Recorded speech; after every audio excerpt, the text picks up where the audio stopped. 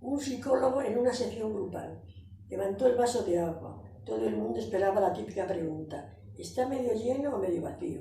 Sin embargo, preguntó: ¿cuánto pesa este vaso? La respuesta variaron entre 200 y 250 gramos. El psicólogo respondió: el peso absoluto no es importante. Depende de cuánto tiempo lo sostenga. Si lo sostengo 1 minuto, no es problema. Si lo sostengo 1 hora, me dolerá el brazo. Si lo sostengo 1 día, mi brazo se entumecerá y paralizará. El peso del vaso no cambia, es siempre el mismo, pero cuanto más tiempo lo sujeto, más pesado y más difícil de soportar se vuelve. Y continuó: las preocupaciones, los pensamientos negativos, los rencores, el resentimiento son como el vaso de agua. Si piensas en ellos un rato, no pasa nada. Si piensas en ellos todo el día, empiezan a doler. Y si piensas en ellos toda la semana, acabarás sintiéndote paralizado e incapaz de hacer nada. Acuérdate de soltar el vaso.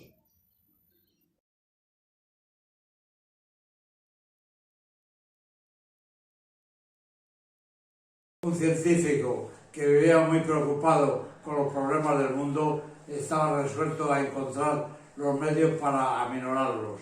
Pasaron sus días en su laboratorio en busca de respuestas para sus dudas. Cierto día su hijo de 6 años invadió su santuario, decidido a ayudarlo a trabajar. El científico, nervioso con la interrupción, le pidió al niño que fuese a jugar a otro lado. Viendo que era imposible sacarlo, el padre pensó en algo que pudiera entretenerlo. De repente se encontró con una revista en donde había un mapa con el mundo, justo lo que precisaba. Con una tijera recortó el mapa en varios pedazos y junto con un rollo de cinta se lo entregó a su hijo diciendo: como te gustan los rompecabezas, te voy a dar el mundo todo roto para que lo repares sin la ayuda de nadie. Entonces calculó que al pequeño le llevaría 10 días componer el mapa, pero no fue así. Pasadas algunas horas, escuchó la voz del niño que lo llamaba calmadamente: «Papá, papá, ya hice todo, conseguí terminarlo». Al principio el padre no creyó al niño. Pensó que sería imposible que a su edad hubiera conseguido componer un mapa que jamás había visto antes. Desconfiado, el científico levantó la vista de sus anotaciones, con la certeza de que vería el trabajo digno de un niño. Para su sorpresa, el mapa estaba completo. Todos los pedazos habían sido colocados en sus debidos lugares. ¿Cómo era posible? ¿Cómo el niño había sido capaz? «Hijito, tú no sabías cómo era el mundo. ¿Cómo lo lograste?» «Papá, yo no sabía cómo era el mundo, pero cuando sacaste el mapa de la revista para recortarlo, vi que del otro lado estaba la figura del hombre. Así que di vuelta a los recortes y comencé a recomponer al hombre, que sí sabía cómo era. Cuando conseguí arreglar al hombre, di vuelta a la hoja y vi que había arreglado el mundo».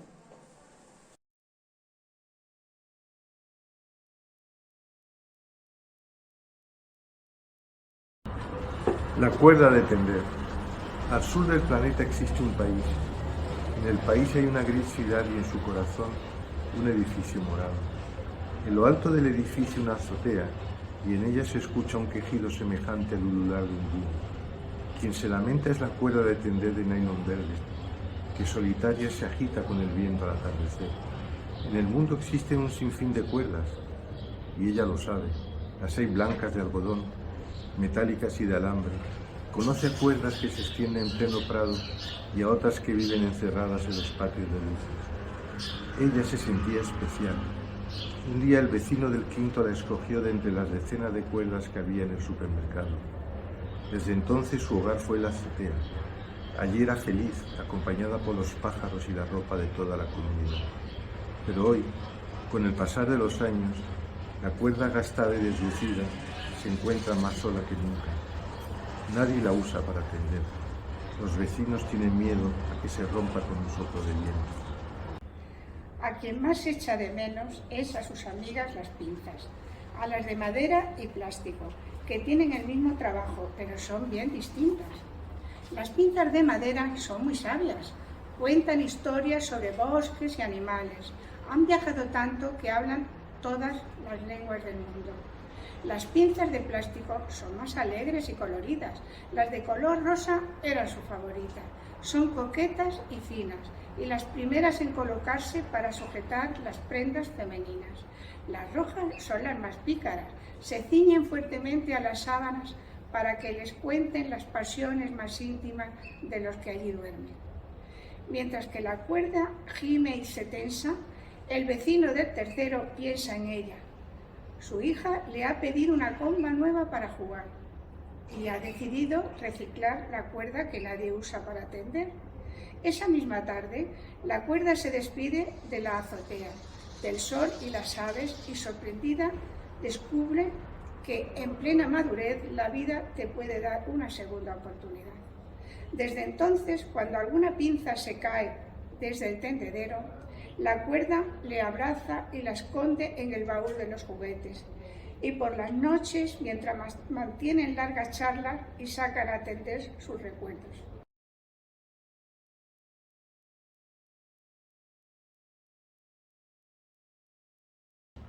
Caperucita Roja, la versión del lobo. El bosque era mi hogar. Yo vivía allí y me gustaba mucho. Siempre trataba de mantenerlo ordenado y limpio. Un día soleado, mientras estaba recogiendo las basuras dejadas por unos turistas, sentí pasos. Me escondí detrás de un árbol y vi venir a una niña vestida de una forma muy divertida, toda de rojo y su cabeza cubierta como si no quisieran que la vieran. Andaba feliz y comenzó a cortar las flores de nuestro bosque, sin pedir permiso a nadie. Quizás ni se le ocurrió que estas flores no le pertenecían. Naturalmente me puse a investigar.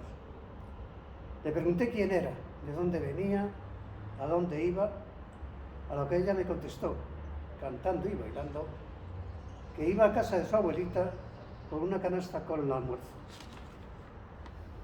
Me pareció una persona honesta, pero estaba en mi bosque cortando flores. De repente, sin ningún remordimiento, mató a un mosquito que volaba libremente, pues también el bosque era para él. Así que decidí darle una lección y enseñarle lo serio que es meterse en el bosque sin anunciarse antes y comenzar a maltratar a sus habitantes. La dejé seguir su camino y corrí a la casa de la abuelita. Cuando llegué, me abrió la puerta una simpática viejecita. Le expliqué la situación. Y ella estuvo de acuerdo en que su nieta merecía una lección. La abuelita aceptó permanecer fuera de la vista hasta que yo la llamara y se escondió debajo de la cama. Cuando llegó la niña, la invité a entrar al dormitorio donde yo estaba, acostado y vestido con la ropa de la abuelita. La niña llegó sonrojada y me dijo algo desagradable acerca de mis grandes orejas. He sido insultado antes, así que traté de ser amable y le dije que mis grandes orejas eran para oírla mejor.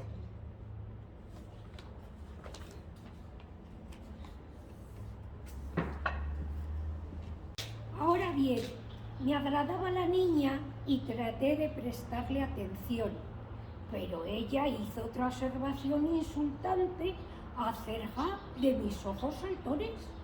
Ustedes comprenderán que empecé a sentirme enojada. La niña tenía bonita apariencia, pero empezaba a serme antipática. Sin embargo, pensé que debía de poner la otra mejilla y le dije que mis ojos me ayudaban a verla mejor. Pero su siguiente insulto sí me encolerizó. Siempre he tenido problemas con mis grandes y feos dientes, y esa niña hizo un comentario realmente grosero. Se me debí haberme controlado, pero salté de la cama y gruñí enseñándola toda mi dentadura. y diciéndole que eran así de grandes para comérmela mejor. Ahora piensen ustedes, ningún lobo puede comerse a una niña. Todo el mundo lo sabe.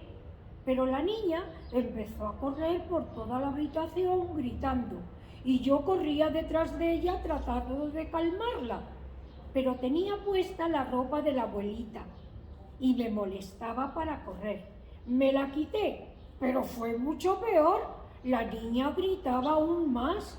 De repente la puerta se abrió y apareció un leñador con un hacha enorme y afilada.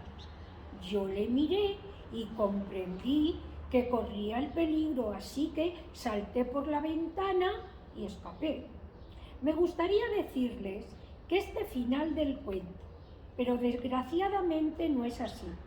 La abuelita jamás contó mi parte de la historia y no pasó mucho tiempo sin que corriera la voz de que yo era un lobo malo y peligroso.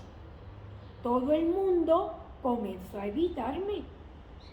No sé qué les pasaría a la niña antipática y vestida de esa forma tan rara, pero sí les puedo decir que yo nunca pude contar mi versión. Ahora ustedes ya la saben.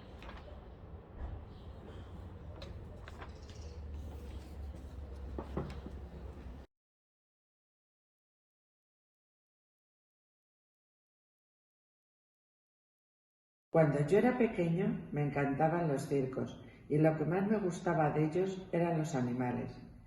Me llamaba especialmente la atención el elefante, que como más tarde supe, era también el animal preferido de otros niños. Durante la función, la enorme bestia hacía gala de un tamaño, un peso y una fuerza descomunales. Pero después de la actuación y hasta poco antes de volver al escenario, el elefante siempre permanecía atado a una pequeña estaca clavada en el suelo con una cadena que aprisionaba sus patas. Sin embargo, la estaca era solo un minúsculo pedazo de madera, apenas enterrado unos centímetros en el suelo. Y aunque la madera era gruesa y poderosa, me parecía obvio que un animal capaz de arrancar un árbol de cuajo con su fuerza podría liberarse con facilidad de la estaca y huir. El misterio sigue pareciéndome evidente. ¿Qué lo sujeta entonces? ¿Por qué no huye? Cuando era niño, yo todavía confiaba en la sabiduría de los mayores. Pregunté entonces por el misterio del elefante. Algunos de ellos me explicó que el elefante no huía porque estaba amaestrado. Hice entonces la pregunta obvia: si está amaestrado, ¿por qué lo encadena? No recuerdo haber recibido ninguna respuesta coherente. Con el tiempo me olvidé del misterio del elefante y la estaca. Hace algunos años descubrí que, por suerte para mí, alguien había sido lo suficientemente sabio como para encontrar la respuesta. El elefante del circo no escapa porque ha estado atado a una estaca parecida desde que era muy pequeño. Cerré los ojos e imaginé al indefenso elefante recién nacido sujeto a la estaca. Estoy seguro que en aquel momento el elefantito empujó, tiró y sudó tratando de soltarse, y a pesar de sus esfuerzos no lo consiguió, porque aquella estaca era demasiado dura para él. Imaginé que se dormía agotado y al día siguiente lo volvía a intentar, y al otro día y al otro, hasta que un día terrible para su historia, el animal aceptó su impotencia y se resignó a su destino. Ese elefante enorme y poderoso que vemos en el circo no escapa porque, pobre, cree que no puede. Tiene grabado el recuerdo de la impotencia que sintió poco después de nacer. Y lo peor es que jamás se ha vuelto a cuestionar seriamente ese recuerdo. jamás intentó volver a poner a prueba su fuerza. Todos somos un poco como el elefante del circo. Vamos por el mundo atados a cientos de estacas que nos restan libertad. Vivimos pensando que no podemos hacer montones de cosas simplemente porque una vez, hace tiempo, lo intentamos y no lo conseguimos. Hicimos entonces lo mismo que el elefante y grabamos en nuestra memoria este mensaje: no puedo y nunca podré. Hemos crecido llevando este mensaje que nos impusimos a nosotros mismos y por eso nunca más volvimos a intentar liberarnos de la estaca. Cuando a veces sentimos los grilletes y hacemos sonar las cadenas, miramos de reojo la estaca y pensamos: no puedo y nunca podré. Esto es lo que te pasa. Vives condicionado por el recuerdo de una persona que ya no existe en ti, que no pudo. Tu única manera de saber si puedes es intentarlo de nuevo, poniendo en ello todo tu corazón. Todo tu corazón.